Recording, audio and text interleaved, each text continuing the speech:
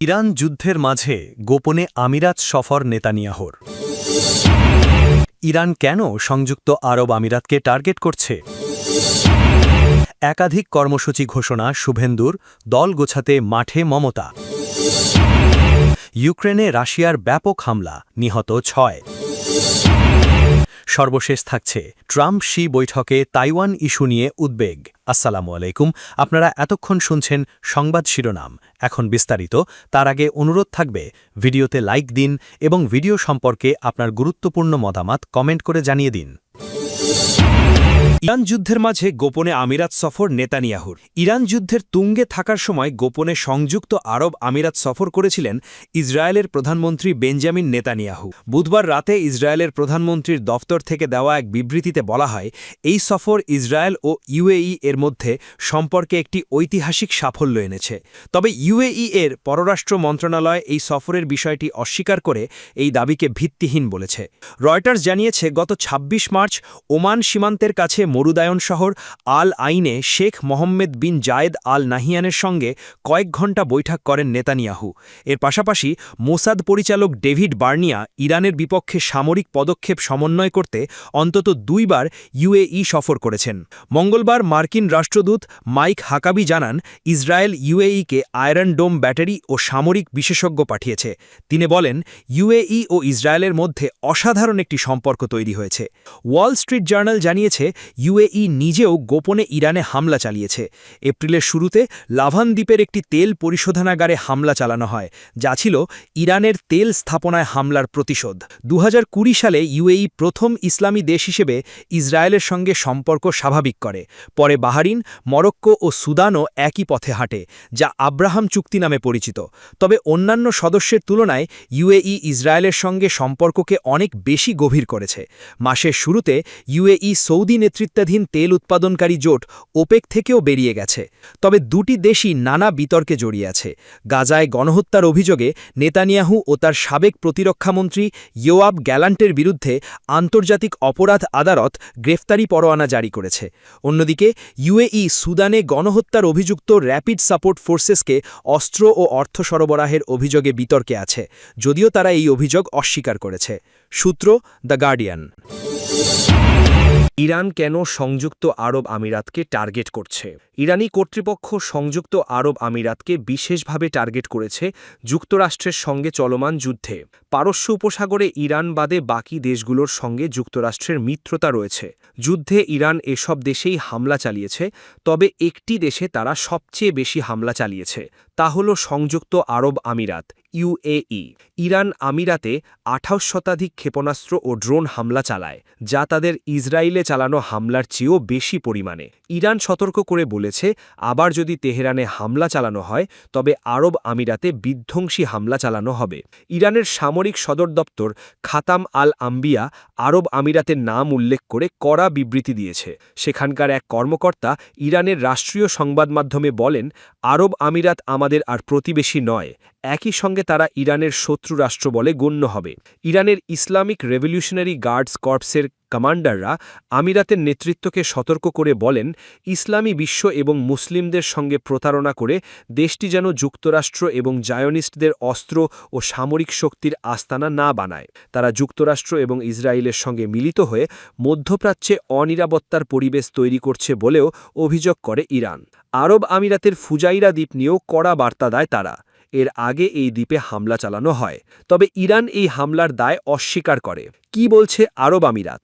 আরব আমিরাত সবসময় ইরানের হামলার তীব্র নিন্দা জানিয়েছে। তারা বলেছে, ইরানের হামলার জবাবে তাদের পাল্টা হামলা চালানোর অধিকার রয়েছে।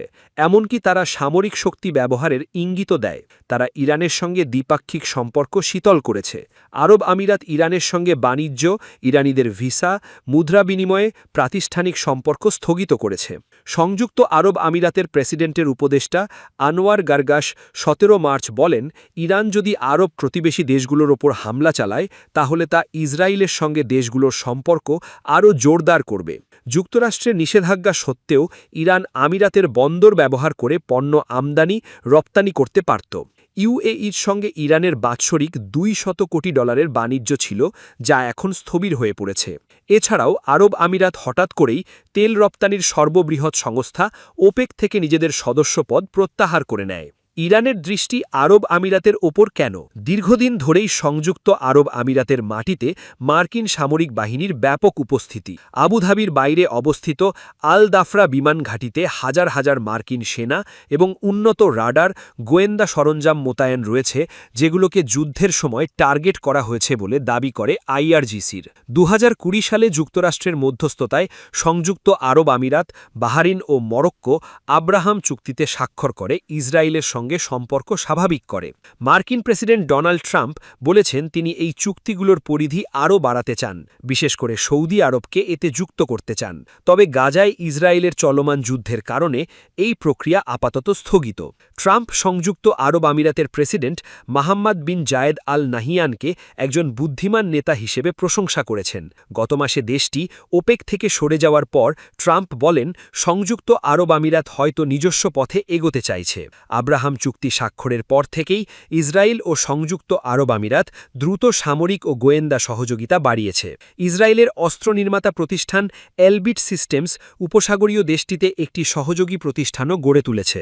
বর্তমান যুদ্ধ চলাকালীন ইসরায়েল সংযুক্ত আরব আমিরাতে তাদের আয়রন ডোম ক্ষেপণাস্ত্র প্রতিরক্ষা প্রযুক্তি এবং তা পরিচালনার জন্য প্রয়োজনীয় কয়েক ডজন সেনা পাঠিয়েছে, যা আরব বিশ্বের অন্য কোথাও করা হয়নি। মঙ্গলবার তেল আভিভে একটি অনুষ্ঠানে যুক্তরাষ্ট্রের রাষ্ট্রদূত মাইক হাকাবি বলেন, উন্নত রাডার ও ক্ষেপণাস্ত্র প্রতিরক্ষা ব্যবস্থা মোতায়েন করা হয়েছে আব্রাহাম চুক্তির ভিত্তিতে গড়ে ওঠা সংযুক্ত আরব আমিরাত ও ইসরায়েলের অসাধারণ সম্পর্কের কারণে। দেশটি আরও বলেছে, তাদের বৈদেশিক সম্পর্ক ও আন্তর্জাতিক প্রতিরক্ষা অংশীদারিত্ব একটি সম্পূর্ণ সার্বভৌম বিষয়। তেহরান আন্তর্জাতিক সম্প্রদায়কে বিভ্রান্ত করতে চেষ্টা করছে এই বলে যে আরব দেশগুলোর ভূখণ্ড ও আকাশসীমা ইরানের বিরুদ্ধে হামলার জন্য ব্যবহৃত হচ্ছে। সংযুক্ত আরব আমিরাতের সঙ্গে ইরানের দীর্ঘদিনের বিরোধ রয়েছে গ্রেটার তুন, লেসার তুন এবং আবু মুসা দ্বীপ নিয়ে। 1971 সাল থেকে দ্বীপগুলি ইরানের নিয়ন্ত্রণে এবং হরমুজ প্রণালীর নিয়ন্ত্রণ বজায় রাখতে এগুলি অত্যন্ত গুরুত্বপূর্ণ। আন্তর্জাতিক সহযোগিতা বিষয়ক উচ্চমন্ত্রী রিম আল হাশিমি গত মাসে ব্যাখ্যা করেন কেন তার দেশটি যুদ্ধের সময় ইরানের হামলার টার্গেট হয়েছে। তিনি বলেন, আমরা অর্থনৈতিক সমৃদ্ধির প্রতিনিধিত্ব, 200-রও বেশি দেশের জাতিকে স্বাগত জানাই এবং সাংস্কৃতিক বৈচিত্র্যকে সাদরে গ্রহণ করি।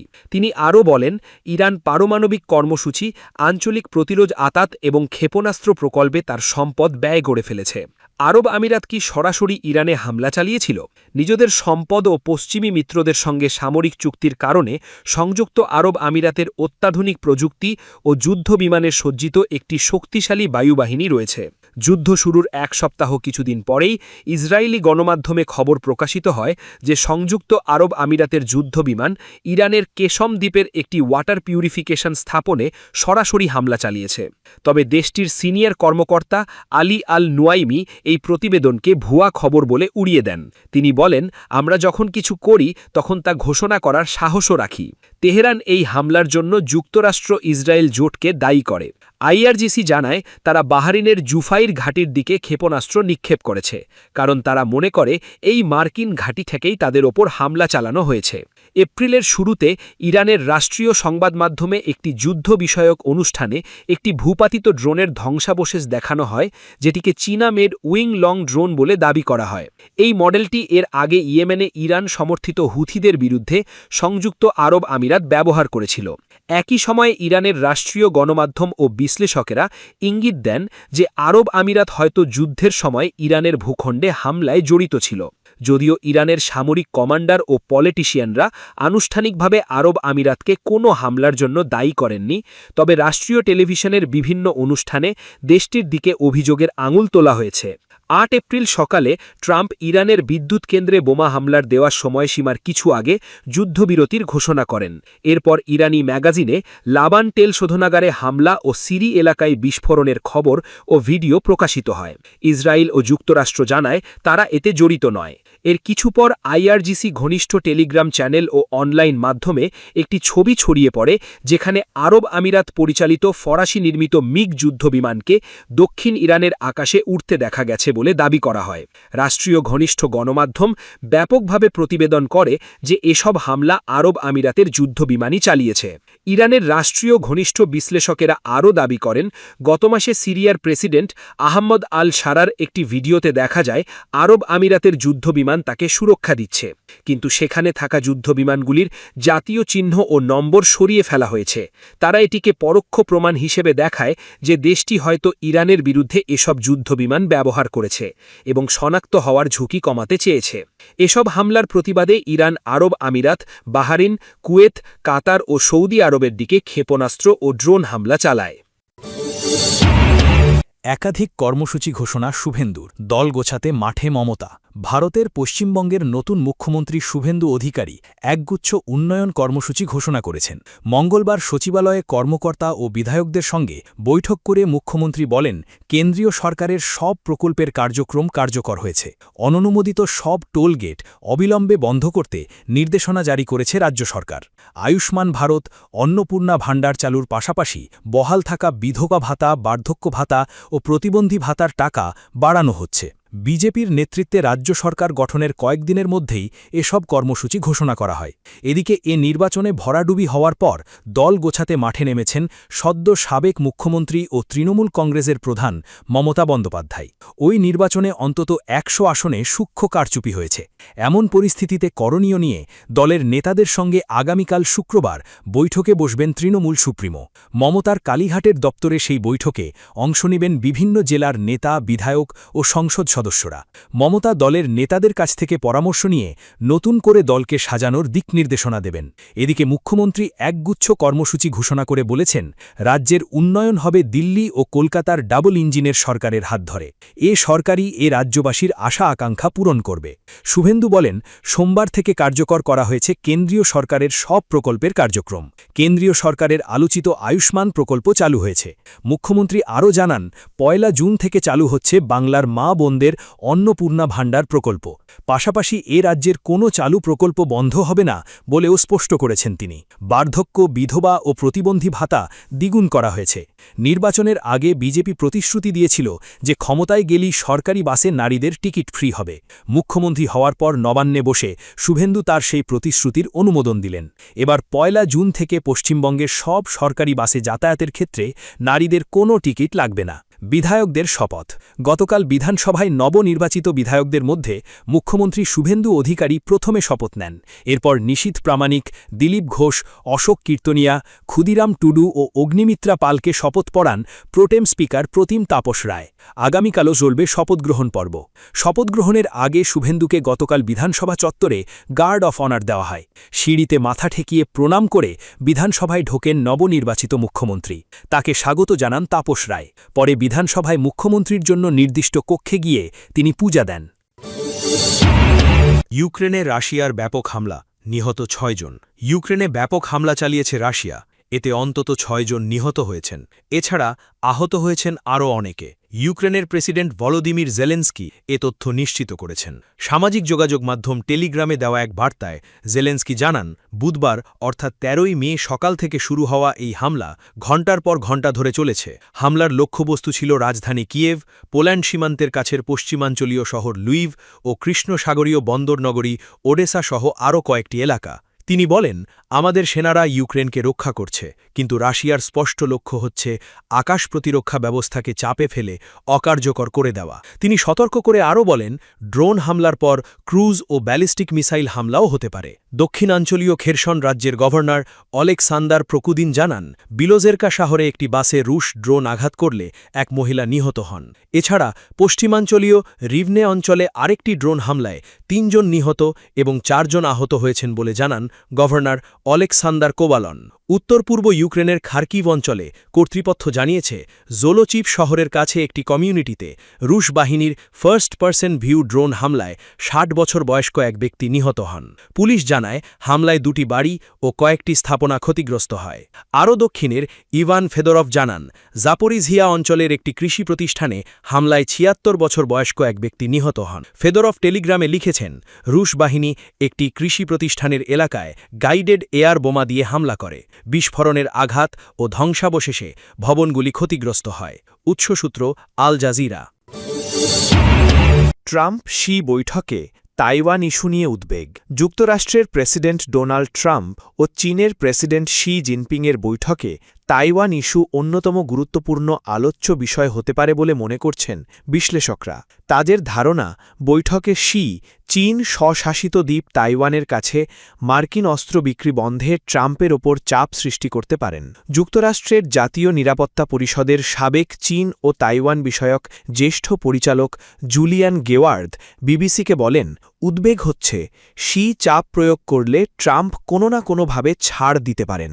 চীন তাইওয়ানকে নিজেদের বিচ্ছিন্ন একটি প্রদেশ হিসেবে দেখে এবং ভবিষ্যতে বেইজিংয়ের নিয়ন্ত্রণে নেওয়ার লক্ষ্য প্রকাশ্যে জানিয়েছে। প্রয়োজনে শক্তি প্রয়োগের পথও তারা নাকচ করেনি। অন্যদিকে যুক্তরাষ্ট্র ওয়ান চায়না নীতি সমর্থন করলেও তাইওয়ানের সঙ্গে অনানুষ্ঠানিক ঘনিষ্ঠ সম্পর্ক বজায় রেখেছে।